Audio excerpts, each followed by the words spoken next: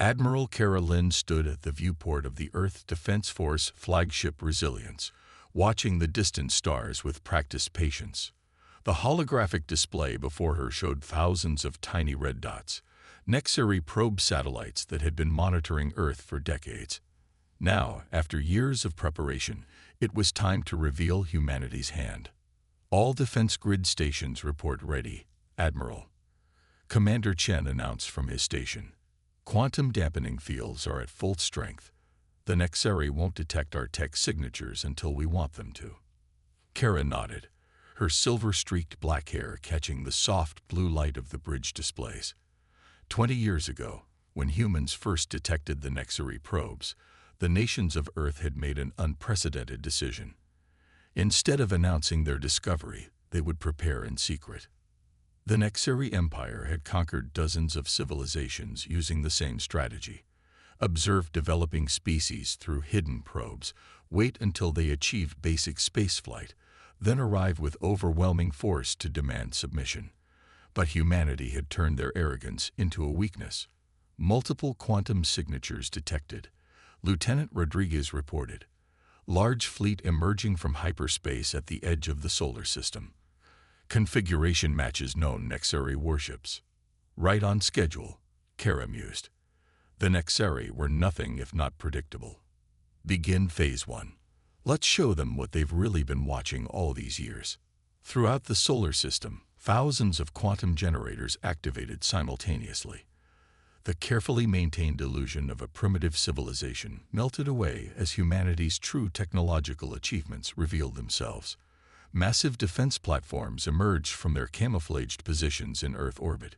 Shipyards hidden within hollowed-out asteroids powered up their construction base. And most importantly, the combined Earth defense fleet decloaked, their sleek hulls incorporating technology borrowed and adapted from a dozen different species who had secretly contacted humanity to resist Nexari expansion. Incoming transmission from the Nexari flagship, Chen reported. Their admiral looks disturbed. The main view screen activated, showing the crystalline form of a Nexari commander. Their transparent body pulsed with patterns of deep purple, a sign of agitation that human xenobiologists had documented through careful study of escaped Nexari refugees. This is impossible, the Nexari admiral stated. Our probes showed no signs of advanced technology, no quantum signatures, no zero-point energy generation. Kara allowed herself a small smile. Your probes showed exactly what we wanted them to show, Admiral.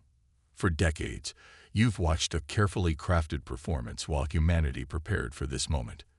We've had help from others who resisted your empire, species you thought you had completely subjugated. They taught us about your tactics, your technology, your weaknesses. The Nexari admiral's crystalline form flickered with rapid color changes. Shock, anger, fear. You dare to challenge the Nexari Empire. We have conquered thousands of worlds. No, Kara replied calmly. We're offering you a choice. The age of conquest is ending. You can either adapt to a new way of existence, one based on cooperation and mutual respect, or you can test your fleet against defenses we've spent decades preparing. The choice is yours. She nodded to Commander Chen, who activated a tactical display showing the true extent of Earth's defensive grid. Quantum-linked weapon platforms, gravity manipulation arrays, and temporal distortion generators. Technologies the Nexari had never successfully developed due to their rigid hierarchical approach to scientific advancement. You have 1 hour to retreat beyond the Kuiper Belt, Kara continued.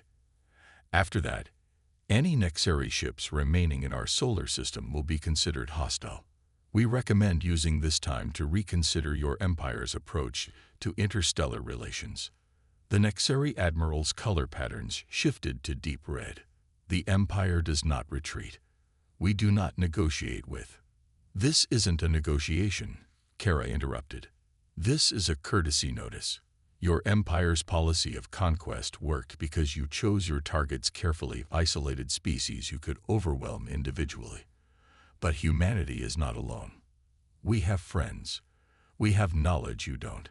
And most importantly, we have something your empire has forgotten: the ability to adapt. She gestured, and tactical displays showed additional human fleets emerging from slip space at strategic points throughout the solar system, using drive technology the Nexeri had never encountered. 1 hour, she repeated. Choose wisely. The transmission ended, leaving the bridge in tense silence as they watched the Nexeri fleet's reactions. Humanity had revealed its strength. Now they would see if the Nexeri could learn from their mistakes, or if they would learn their lesson the hard way.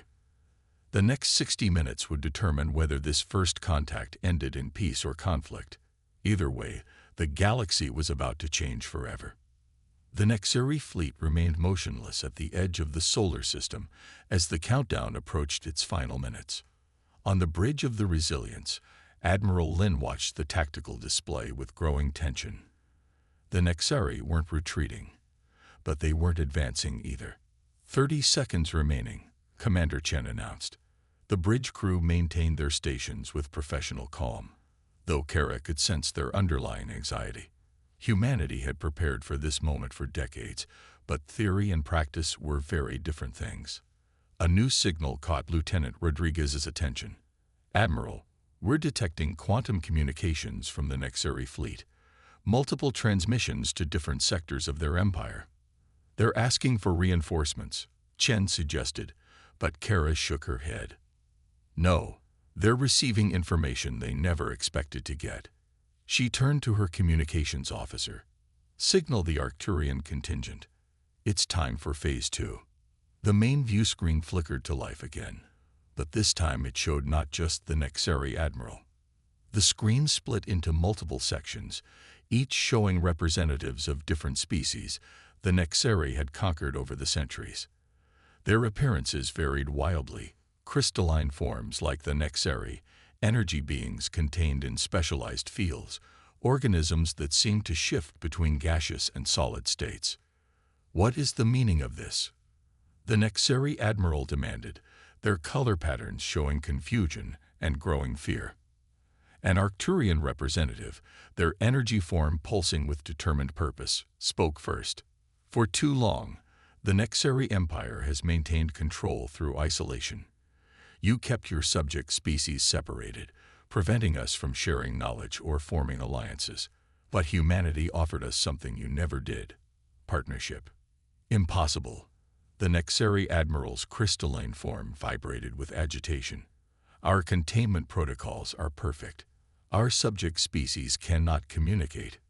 Your protocols were perfect, Kara corrected, until we showed them how to bypass them. Earth isn't just defended by human technology, Admiral. Every species you've subjugated has unique insights, innovative approaches you dismissed because they didn't match your rigid scientific doctrine. We learned from all of them, and in return, we helped them regain their independence. The tactical display updated, showing quantum signatures appearing throughout the solar system. Ships of various designs emerged from slip space, vessels built through collaboration between humans and former Nexeri subjects, each incorporating technologies the Empire had never imagined possible. This is your real ultimatum, Kara continued. Not just from Earth, but from every species that's tired of living under Nexeri dominion. Your empire is already changing. You just don't know it yet. The only question is whether you'll be part of that change or be left behind by it. The Arcturian representative's energy field brightened. We have transmitted proof of Nexeri atrocities throughout your empire's quantum network. Your own people are learning the truth about their history, about the cultures and innovations you've suppressed, about the possibilities that exist beyond your rigid hierarchy. Other representatives began speaking, each sharing stories of how collaboration with humanity had helped them break free from Nexeri control.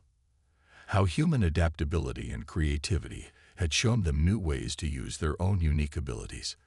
How Earth had become a hidden sanctuary where different species could work together freely. The Nexeri Admiral's color patterns shifted chaotically. You destroy everything we've built. Millennia of order and progress. Not destroy.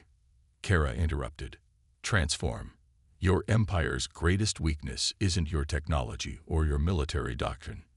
It's your inability to imagine a different way of existing. Humanity's greatest strength isn't our weapons or our defenses. It's our ability to embrace change, to learn from others, to find new solutions to old problems. She gestured, and the tactical display showed more ships arriving, vessels of Nexari design, but crewed by those who had already embraced the possibility of change.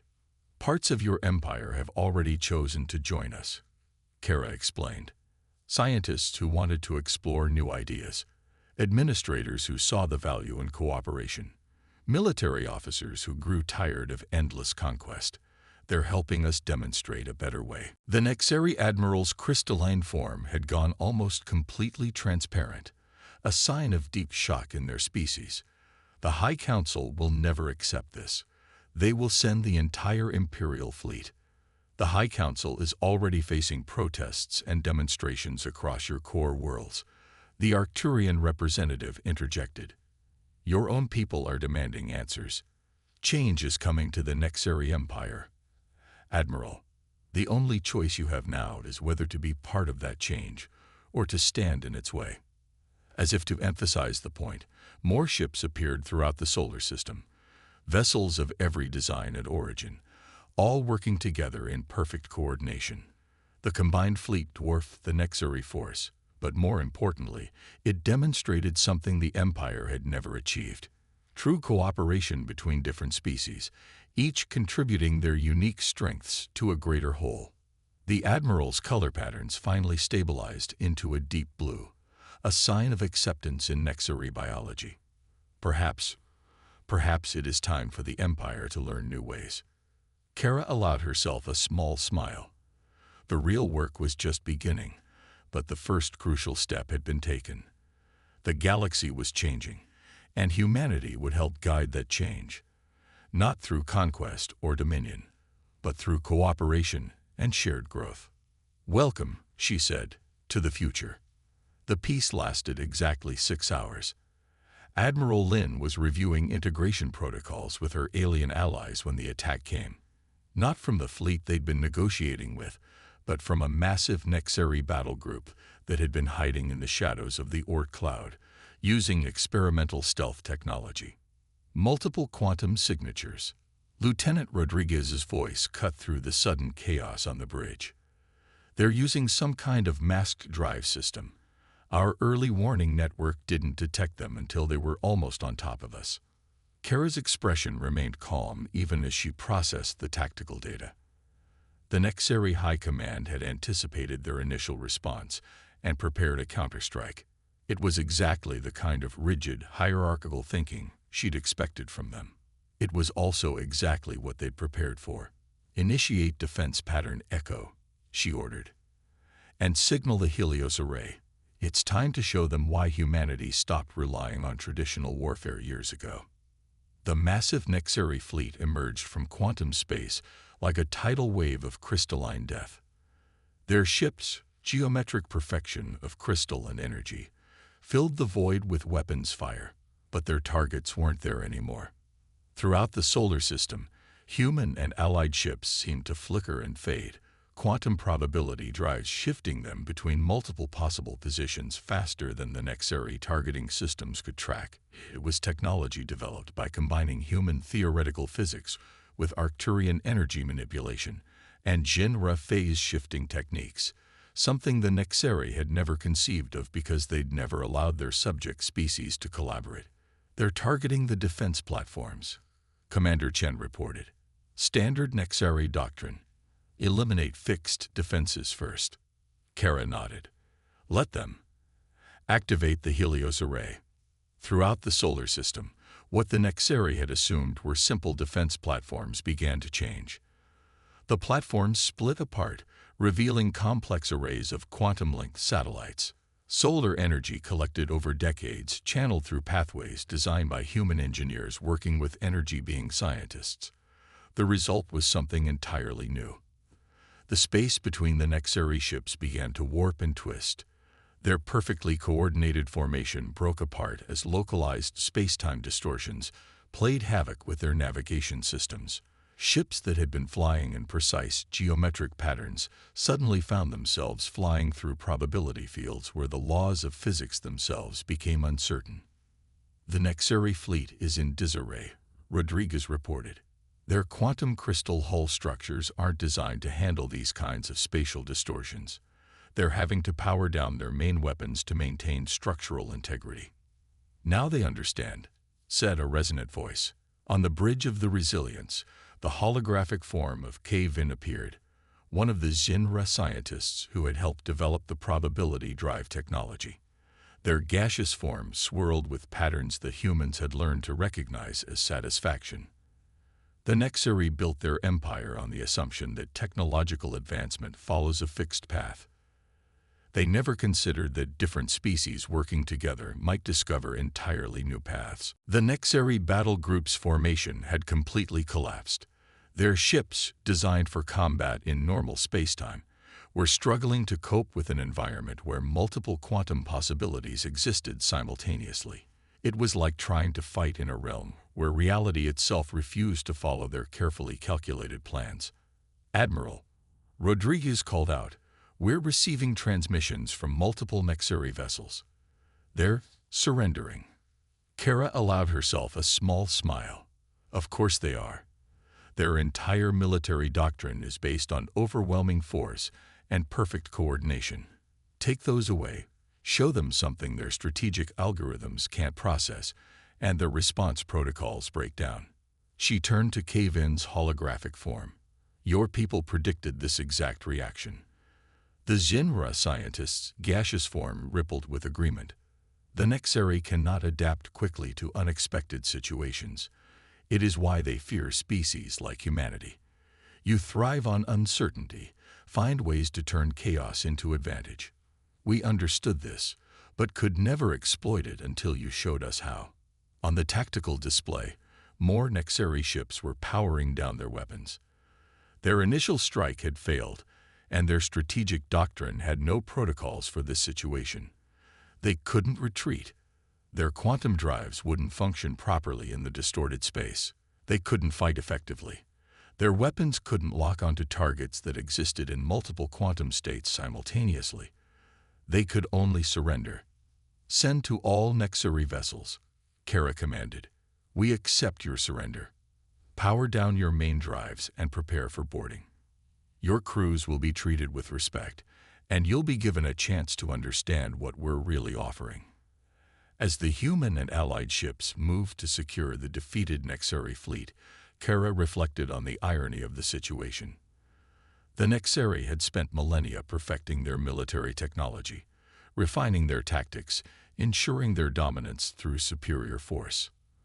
But in the end, they had been defeated not by better weapons, but by something they had never understood: the power of different species working together, combining their knowledge in ways that produced entirely new possibilities. "Signal Earth Command," she ordered. "Tell them Phase 3 was successful. The Nexari High Command will have no choice now. They'll have to acknowledge that their old ways of thinking are obsolete. The real victory wasn't in defeating the Nexari fleet.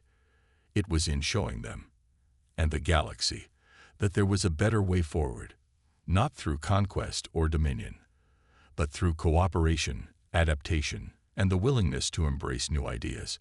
The age of empires was truly ending. The age of collaboration was about to begin." News of the Nexari fleet's defeat spread through the Empire's quantum networks like a wildfire. Despite the High Council's attempts to suppress the information, the truth could not be contained. On 1,000 worlds, crystalline beings watched in astonishment as footage of the battle circulated, showing how their supposedly invincible military had been outmaneuvered by technologies they had never imagined possible. Admiral Lin stood in the newly established Joint Species Command Center on Mars, watching holographic displays showing the cascade of events unfolding across Nexari space. Next to her, the crystalline form of Captain Venra, one of the first Nexari officers to defect, pulsed with complex color patterns. "The Council still doesn't understand what's happening," Venra observed. "They're responding with traditional methods: martial law, information blackouts, increased military presence, but they're fighting against an idea, not an enemy. And ideas, Kara added, are much harder to suppress than rebellions. She gestured at one of the displays, showing peaceful protests breaking out on Nexari core worlds, especially when the truth comes from within.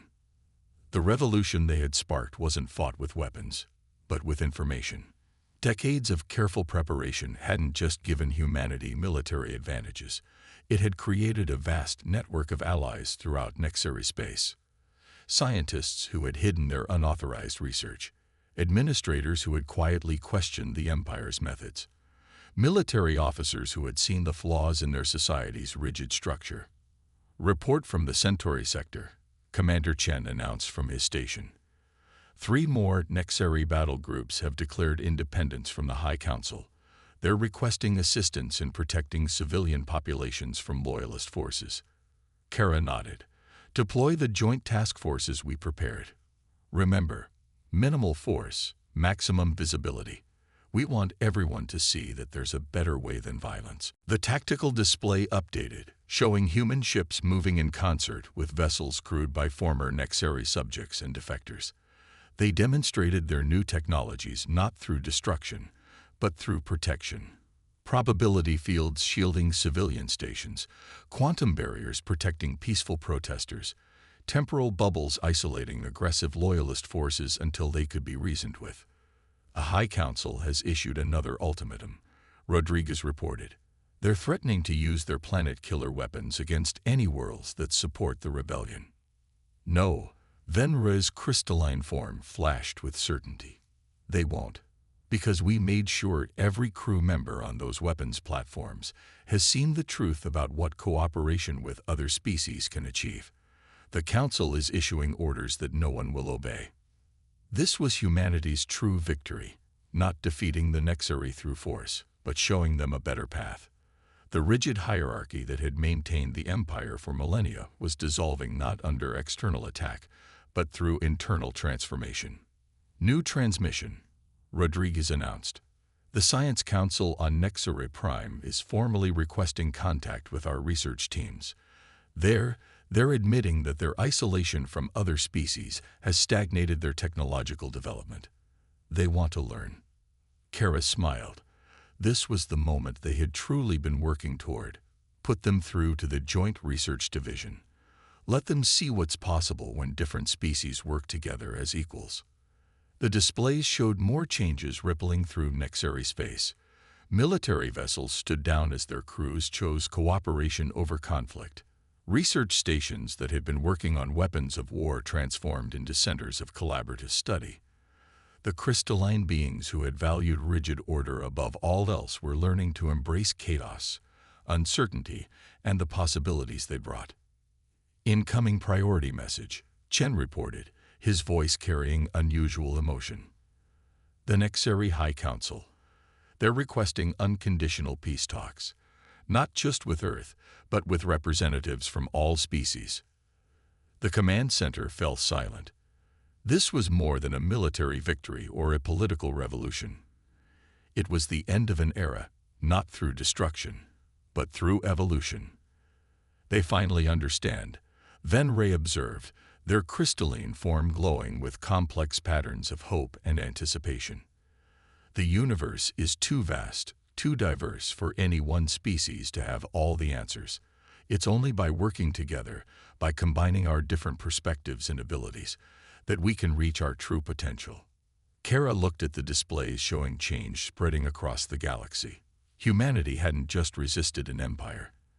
They had catalyzed a transformation. By showing the Nexari a different way of existing, by proving that cooperation was stronger than conquest, they had helped birth a new age of galactic civilization. Send word to Earth, she ordered, and to all our allies. Tell them it's time to begin Phase 4. The real work of building a better future is about to start. The revolution wasn't over. In many ways, it was just beginning. But it would be fought not with weapons, but with ideas, not through destruction, but through creation, not by force, but by choice. The age of empires was ending, and the age of collaboration was dawning. 5 years after the Nexari surrender, Admiral Kara Lynn stood in the grand chamber of the newly constructed Galactic Concordat on Europa. The massive dome of transparent quantum crystal, a gift from the reformed Nexari Science Council, offered a stunning view of Jupiter's swirling storms above. Below, representatives from hundreds of species gathered for the historic first session of the new Interstellar Alliance. "Did you ever imagine this moment?" Commander Chen asked, now serving as Earth's military liaison to the Concordat. "When we first detected those Nexari probes all those years ago." Kara watched as crystalline Nexari mingled with energy beings, phase shifters, and dozens of other species that had once been bitter enemies. "We hoped," she replied. "But hope without action is just a dream." This took all of us working together. The chamber's quantum field acoustics carried the sounds of 100 different languages, all being seamlessly translated by systems developed through joint research initiatives. What had begun as humanity's defensive strategy had evolved into something far more profound, a genuine revolution in how different species could interact and cooperate. The first motion before the Concordat, announced High Speaker Zora Ven, a former Nexari admiral who had been among the first to embrace change, is the ratification of the knowledge-sharing protocols. All in favor. The vote was unanimous. After millennia of isolation and competition, the species of the galaxy were formally agreeing to share their scientific and cultural discoveries.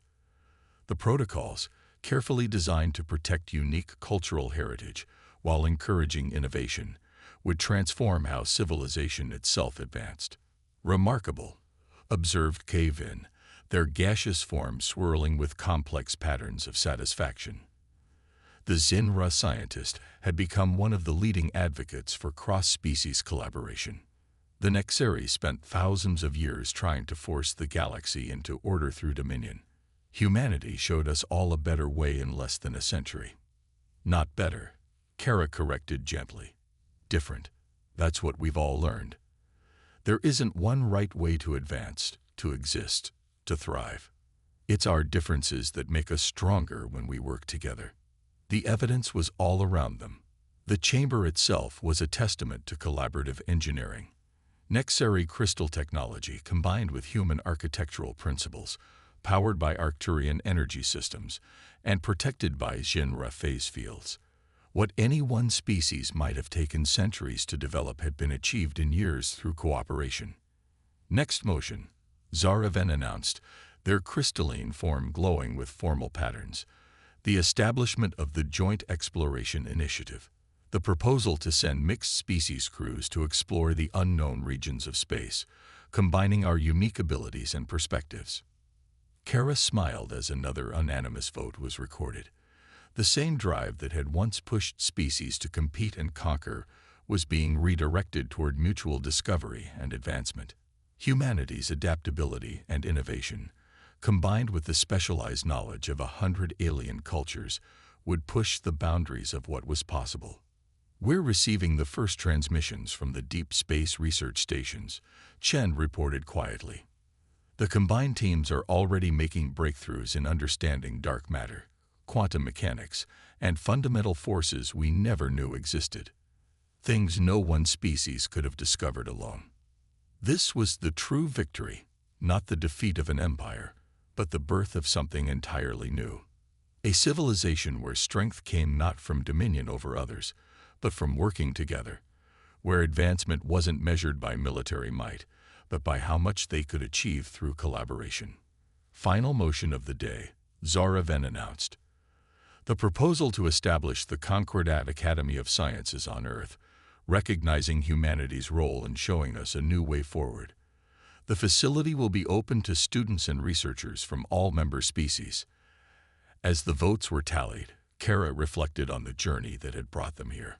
What had begun as Earth's desperate plan to resist conquest had evolved into a transformation of galactic society. They had proved that the greatest power wasn't in weapons or technology, but in the ability to bring different perspectives together, to find new solutions, to embrace change instead of fearing it. "The motion passes," Zora Ven declared. This session of the Galactic Concordat is concluded. As the chamber began to empty, Kara noticed a young human cadet staring in wonder at the assembled alien representatives. She saw in his expression the same curiosity, the same desire to understand and connect that had driven humanity to reach for the stars in the first place. "Remember this moment," she told him. "This is what we were really fighting for. Not just survival, not just peace, but the chance to build something greater than ourselves. The real adventure is just beginning." Above them, Jupiter's eternal storms continued their dance, while below, the representatives of 100 worlds worked together to forge a future none of them could have imagined alone. The age of empires was over. The age of discovery. True discovery, born of cooperation and mutual understanding, had begun. And humanity, the species that had catalyzed this transformation not through superior force, but through the power of adaptation and collaboration, had found its true place in the galaxy. Not as conquerors or subjects, but as bridges between different ways of thinking, different ways of existing, different ways of growing. The stars above Europa seemed to shine brighter, as if acknowledging the dawn of this new era. The future was uncertain, full of challenges and possibilities no one could predict. But they would face it together, each species contributing its unique strengths to a whole far greater than the sum of its parts. That was humanity's greatest victory, not defeating an empire, but helping to build something better in its place.